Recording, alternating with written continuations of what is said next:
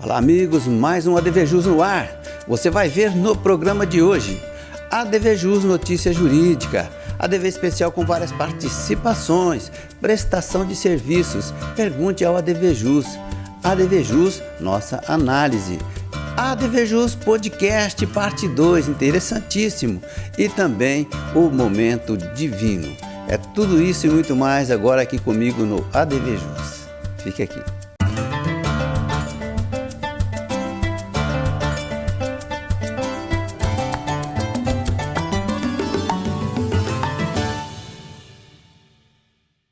Ok, iniciando o nosso programa de hoje. Olha, eu já vou iniciar o ADVJus TV de hoje solicitando a você que ainda não é inscrito em nosso canal do YouTube que por favor o faça, tá?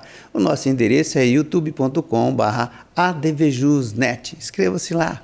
Começando agora o nosso programa, eu trago sempre aqui uma novidade, uma notícia de cunho jurídico, né? Mas essa é de interesse de uma maneira geral, né? Todo mundo quer saber a respeito disso aqui, ó. Novas regras para a renovação da CNH. Isso aí estava meio bagunçado, né? Era de um jeito, mudou, agora novas regras. Eu digo agora, mas já desde o início do ano está valendo, ó. Essa medida já está em vigor desde o início de 2026, como eu acabei de dizer, né? E visa incentivar o chamado bom condutor. Interessante. Para ser classificado como bom condutor, o motorista precisa atender os seguintes critérios: não ter multas, né, ou infrações por 12 meses seguidos, né, e aderir ao RNPC, que é Registro Nacional Positivo de Condutores. Esse RNPC, né, é uma base de dados oficial para identificar motoristas com o histórico limpo, né, sem pontuação de infração aí no período de 1 ano, né? Então é muito importante isso daí. A participação do motorista para ser efetivada, né? Então o que é o condutor, ele deve autorizar a participação pelo aplicativo da carteira digital, a CDT, né? Ou no portal de serviços da Senatran, Secretaria Nacional de Trânsito. Após o cadastro, o motorista pode receber vantagens oferecidas por empresas privadas ou governos como descontos em pedágios, estacionamentos, tá? Então é só baixar o aplicativo, né, da carteira digital e em seu celular para você obter os seus benefícios. Vai lá.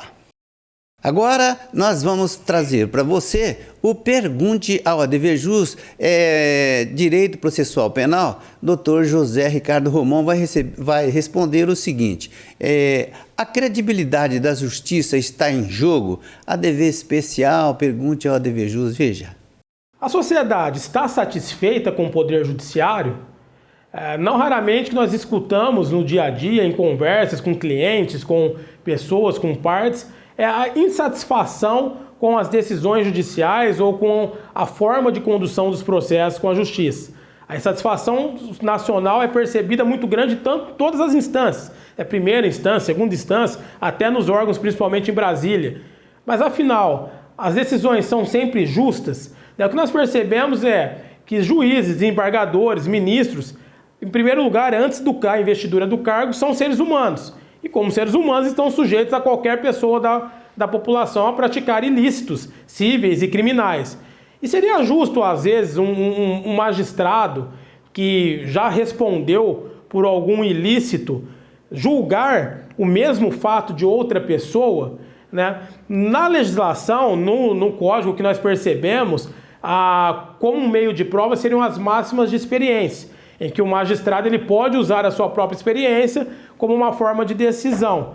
Às vezes a experiência do magistrado ela pode ser nociva na condução do processo, na decisão, justamente porque ele já foi parte em algum fato semelhante, né? Mas geralmente o que nós vemos são decisões sempre prudentes, decisões imparciais, aos critérios de imparcialidade, de suspeição que estão nos códigos de processo civil, de processo penal, mas de fato respondendo pode acontecer às vezes um erro, injudicando um erro na decisão, justamente pelo magistrado ser também um ser humano e suscetível aí a falhas. Ok, obrigado, doutor. Agora uma prestaçãozinha de serviços para vocês. Gente, olha só o perigo que está rondando aí Ribeirão Preto, região, de uma maneira geral, né? A gente sabe que esse perigo é muito eminente, né? Que com o encerramento das chuvas e o avanço do outono, o que acontece é que é uma realidade um tanto perigosa para a população. É a possibilidade de contrair dengue. O mosquito causador se procria com muita facilidade em quaisquer recipientes eles podem estar negligenciadamente ali dentro das residências. Quem negligenciou, evidentemente, que é o morador, né? O mosquito não quer nem saber.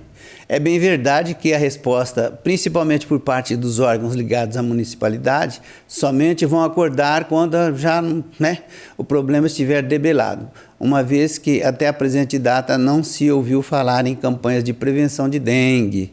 Estamos batendo nessa tecla aí, portanto, vamos fazer a nossa parte, né? E alertar as autoridades e também tomar cuidado com a nossa casa, com o nosso quintal, tá?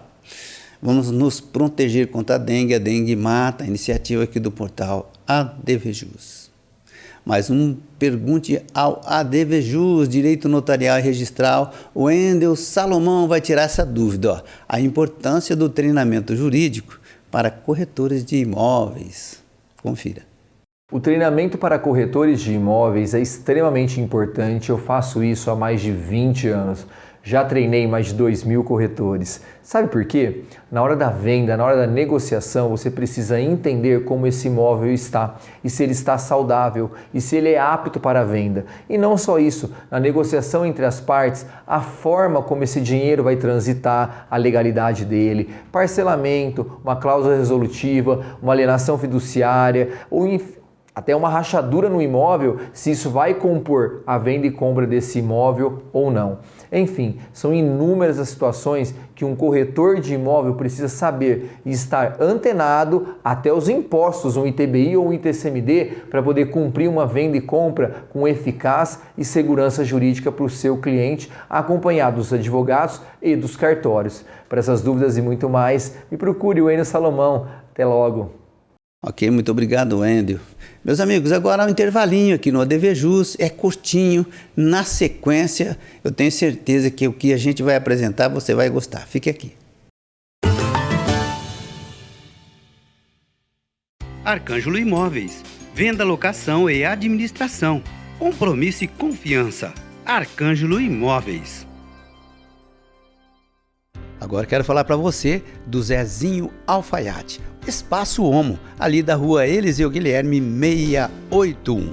Vista-se com bom gosto e elegância através dos trajes do Zezinho Alfaiate. Inclusive aquele traje feito sob medida especialmente para você.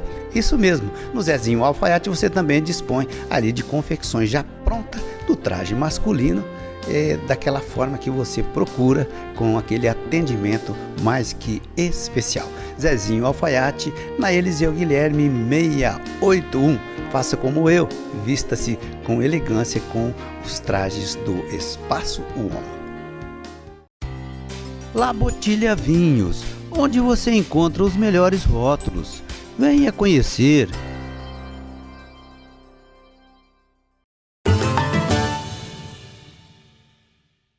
Estamos de volta então com o segundo bloco do ADVJus TV de hoje. Então, mande aí a sua impressão a respeito do nosso programa, eu estou esperando. Programa@advjus.net. E se você também tiver alguma sugestão de nomes que gostaria de ver aqui nos concedendo uma entrevista, será um prazer analisar e colocar em prática a sua pretensão. Agora, ADVJus, nossa análise. A experiência profissional está de volta.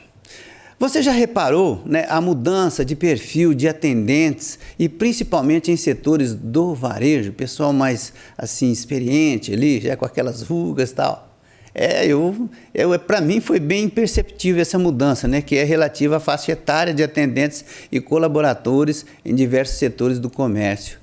É comum observarmos que a grande maioria é de pessoas experientes e que trazem em seu comportamento um compromisso adquirido com anos de trabalho. A experiência que antes era vista como um fator de custo, e a contratação do jovem sairia mais barato, isso foi constatado que com esse pensamento em contratação, caiu o nível de compromisso e também a permanência em serviço. O pessoal novo entra e já quer sair, né? Assim, os custos elevaram-se e viabilizou-se o incremento dos chamados 50 mais ao mercado de trabalho.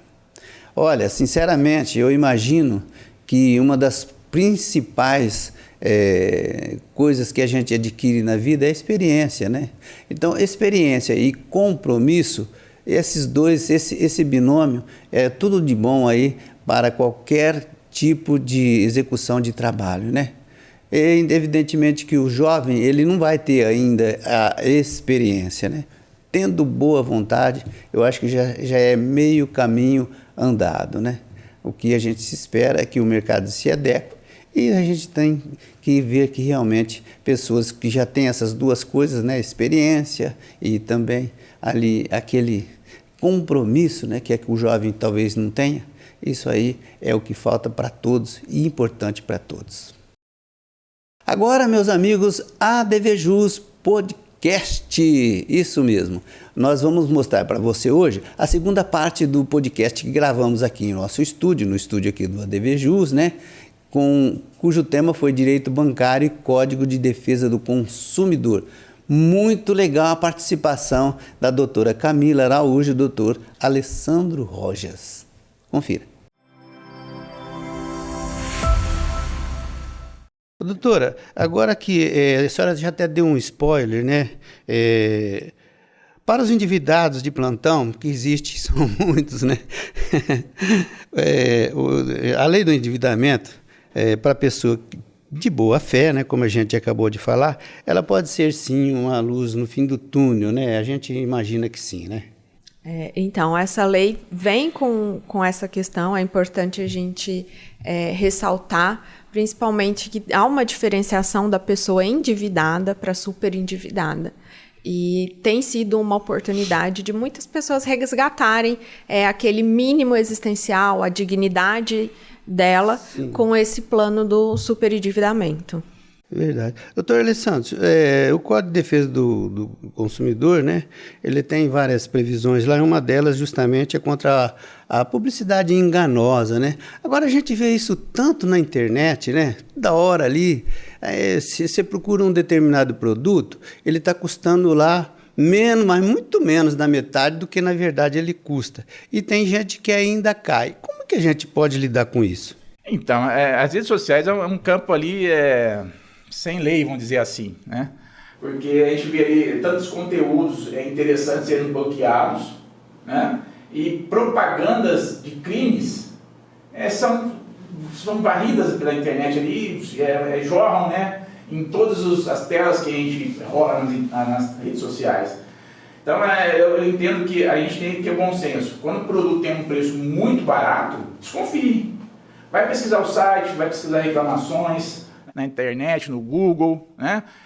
Vai verificar se essa loja existe realmente. Verdade. Vai verificar se o nome do www é existente mesmo, se é registrado em nome de quem, né? Vai pesquisar tudo. Porque o preço muito barato, ele já é... Por si só, indicador de que um golpe, né?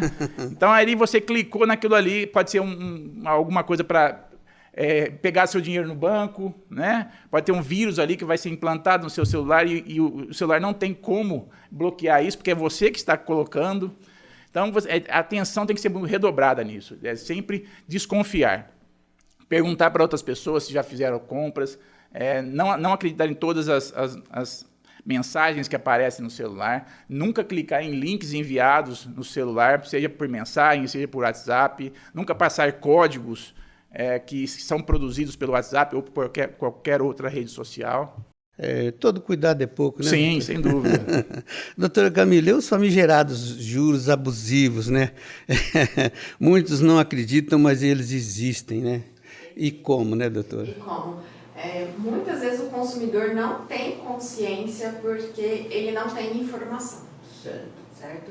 E esses juros vêm ali no contrato de uma maneira que para ele no começo tá tudo bem e ao final, a hora que ele chegou em casa, ou então passado algum tempo daquele financiamento, ou do veículo, ou do imóvel, ou um simples empréstimo bancário, ele vai pagar 3 vezes o valor que ele pegou.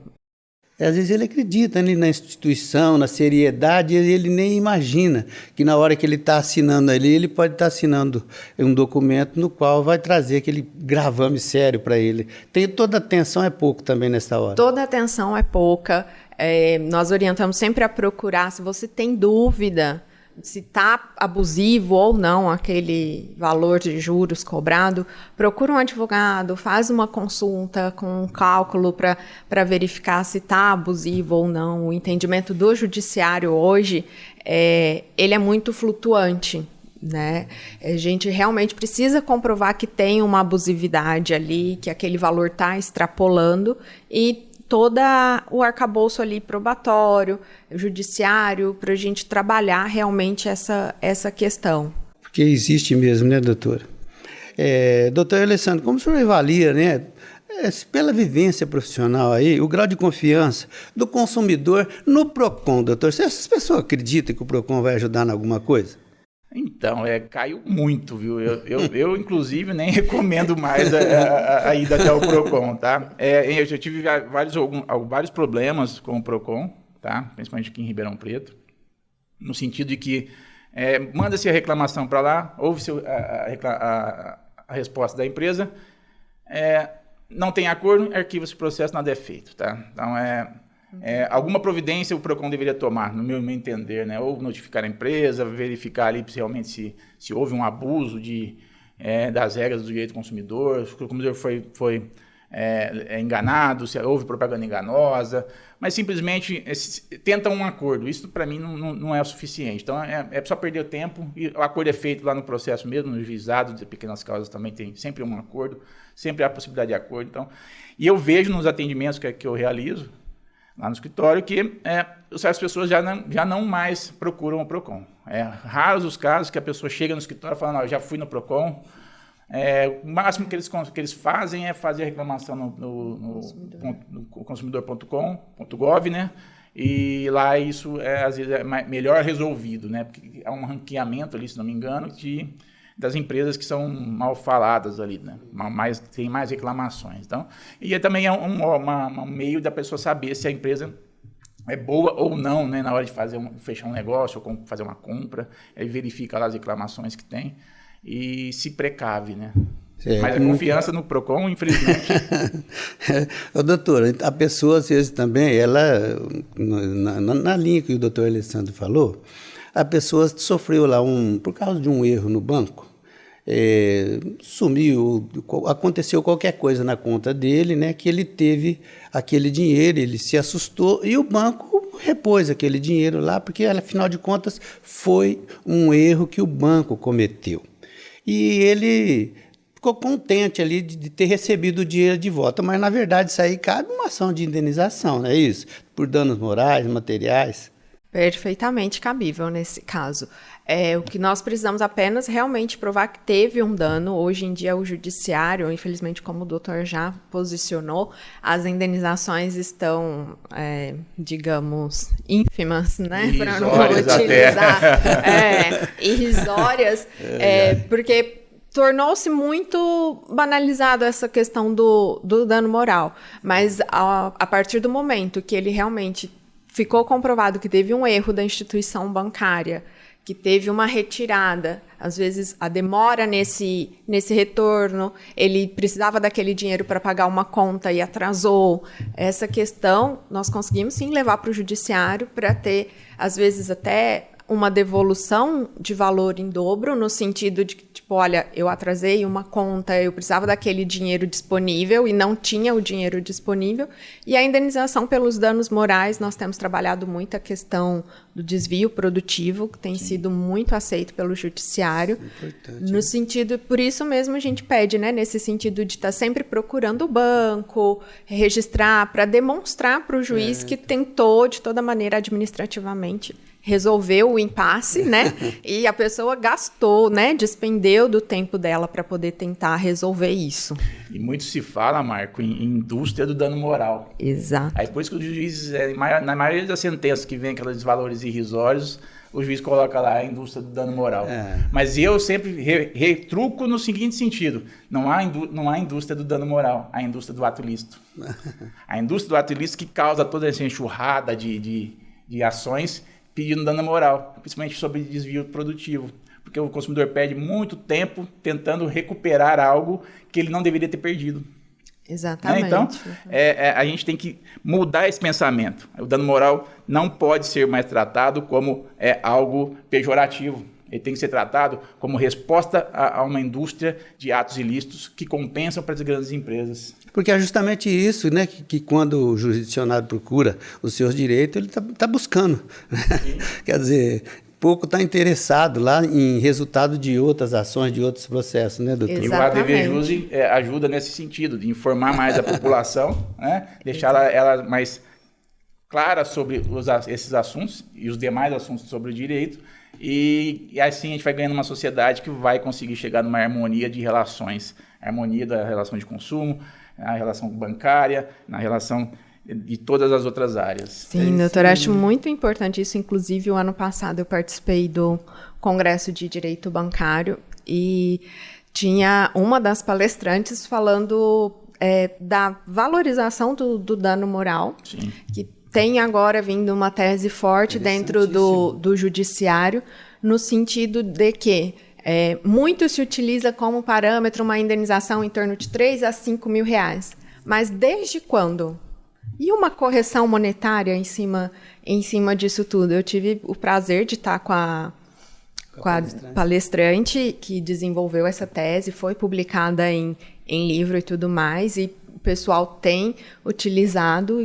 Tem alguns casos está assim, um sucesso, mas ainda está crescente isso. É uma coisa que se precisa muito trabalhar, porque os 5 mil que era a indenização há 10 anos atrás, sim, hoje em dia, quanto que não seria esses 5 mil? Minha primeira ação de dano moral, para você ter uma ideia, eu pedi R$1 milhão. E aí só 23 anos atrás. R$1 milhão contra um banco. Contra um banco. Mas nós não vamos revelar aqui o valor que o juiz condenou. Doutor Alessandro, tem uma questão que nos chega aqui por internet, né? O pessoal sabia que eu ia falar desse assunto hoje, quem nos acompanha aí na rede social, né? É o seguinte, após receber um produto novo da garantia, né? Como fica a garantia desse novo produto? Você recebeu, tá certo? Tá na garantia, foi trocado. Tá bom, estava com defeito, você pega esse aqui. Como fica a garantia desse aí, se é daquela lá já estava expirando? A garantia se renova, né? Ela volta a ter, se houve troca do produto principalmente. O produto que chegou em troca tem a mesma garantia do que foi o original, vamos dizer assim, né? Então, o consumidor tem que ficar ligado com isso, porque muitas empresas falam que a garantia acabou, expirou. Veículos, por exemplo, arrumou lá um defeito, um vício redibitório em veículo, a concessionária simplesmente fala, não, já passou o prazo de garantia. Aí não, né? Aí depois que arrumou esse defeito, o defeito vem de novo e a pessoa acha que perdeu a garantia e vai lá e faz o serviço. Não, tem que dar a garantia sobre esse novo conserto ou esse novo produto, totalmente recuperada. É isso mesmo. Doutora Camila, uma questão quase que derradeira aqui das que eu pontuei para você fazer sua reflexão, é que existe um rol de direitos para o cliente bancário, um rol lá de direitos, né, quem vai usar o serviço do banco, né? Entre eles, por exemplo, o desconto na quitação antecipada de dívidas. Mas eu observo que tem pouca gente que presta atenção nisso, né? Exato.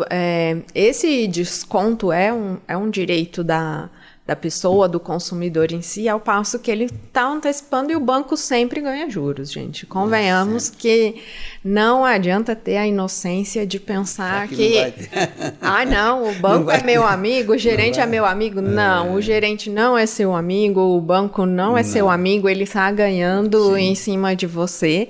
Então, a partir do momento que você antecipa o pagamento, você tem o direito de ter esse abatimento dos juros que você pagaria nesses 6 meses, nesses 3 meses, 1 ano, né? Então, realmente as pessoas precisam se atentar, estar sempre informadas e postular, brigar pelo seu desconto ali na hora do abatimento mesmo. Tem que buscar os direitos, né, doutor? Exato.